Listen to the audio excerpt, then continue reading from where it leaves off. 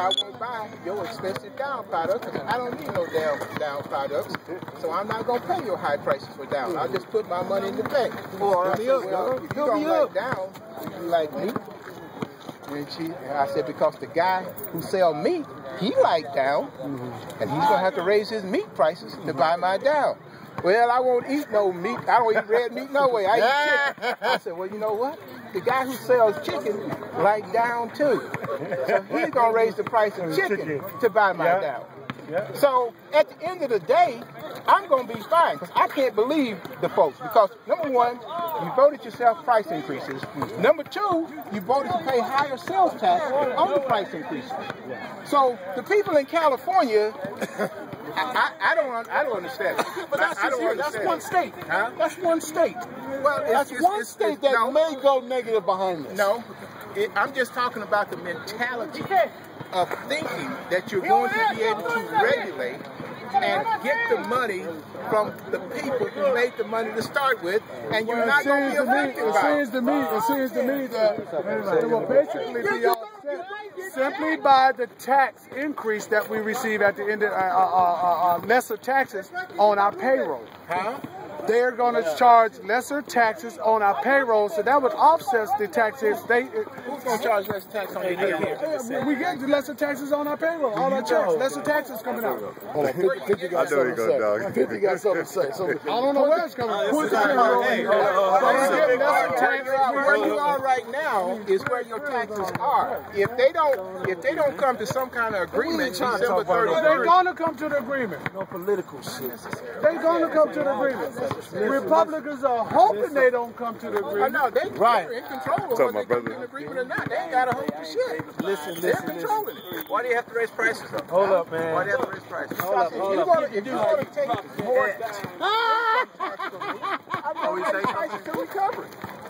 You want to say why something? can't you eat it? This man. Because I don't want to. Hold up. Hold up. Go ahead. Well, you have something to do with that effigy in Houston? Nah, you ain't. With the noose around Obama's neck. Birthday. Mark, oh, I know. I found out over the week. Yeah. Let me tell y'all something on the side. Oh, Rocco? No, Mark was a pimp. Mark It was was Thursday. last woman with him last night. Thank you, guys. If you're not his friend on Facebook, you don't know. It was Thursday. Yeah. He threw it all over Facebook. So, can you comment about, please, how at the end of the election, his whole campaign team Oh, yeah. and went down the line and slapped each and every one of them? I didn't see that. Because they set him up for failure. Listen. They set him up for failure. Now the Republicans are saying,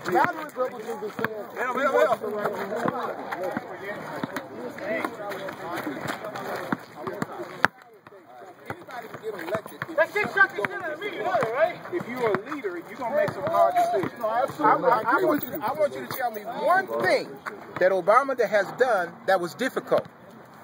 Name one thing. It's not about difficulty. It's not about difficulty. He's straightening out some of the problems that some other folks have. Hold on, wait a minute. It's about following through with what you say. Exactly. You're absolutely right. Nothing that you say is difficult. Okay, but every other following through with what you say, when everything was already in play, what has he followed through and done? What was in play? Okay, in terms of national defense, what was in place?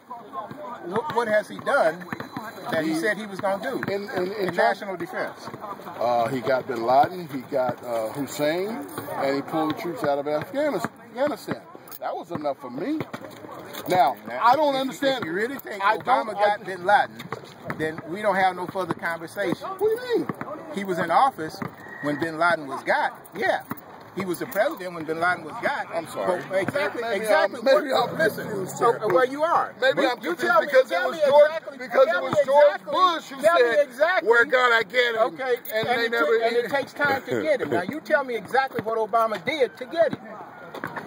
Well, I can only imagine. No, we're not talking about imagine. Tell me what he did to get it. I don't know. He collaborated. He collaborated with his chiefs in charge. Exactly.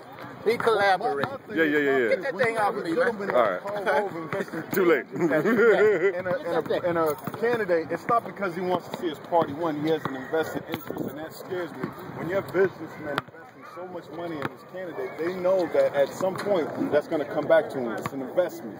Okay, now this dude is not working for the everyday person. He's not working for him. He's not working for you. He's not working for me. If he was to become elected, he'd be working for the people that keep on encroaching on us, which is the big business. No, big business is not encroaching on you, man. Big business. How are they encroaching on you when they offer you a job, you go and do your job, and you get paid for it? How are they encroaching on you? Because the divide between the haves and have-nots are getting so far beyond that you can't sustain a middle class or even just a regular lifestyle because the cost of living and everything else is inflated. Wow.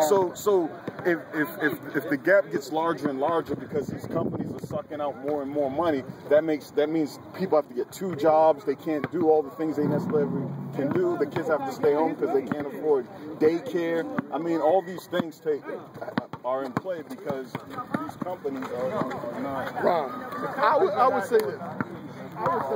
You are ugly. Roseanne. Thank you. That's a good way to end this.